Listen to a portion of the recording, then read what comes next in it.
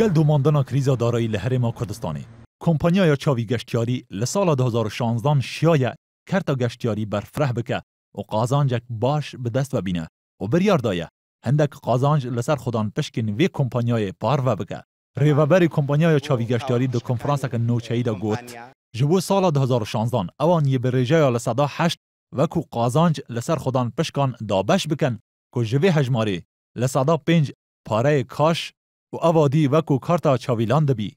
دا که خودان پشک و مالباتین وان بکارن سردانا و پروژه بکن. کمپانیای چاوی بنیاز امسال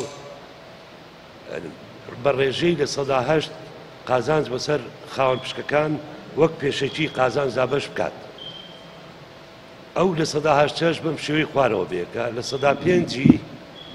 سەدا 5 و قازانجە بە کاش دەدرێت بە خاوەن پشکەکان لە سەدا 3 لە شێوەی کارت بۆ ئەوەی هەموو خاوەن پشتێک سوودمەند بێ لە چێژوەرگرتن لە چاویلاند و بتوانێت لە پرۆژەکەی خۆیانە بە ئارەزووی خۆیان سوودمەند بنبێ.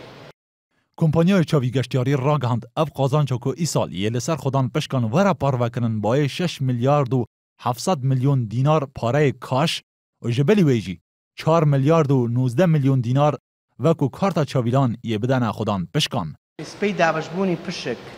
بپی بشداری خاون پشککه بۆ نمونە من بە پشکێک بەشداریم کردووە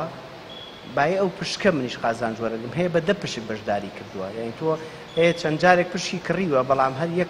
خودی ساحب پشکێکە واتە ڕێژەکە بەسەر پشکەکانە دابەژە بێ بە یەکسانی.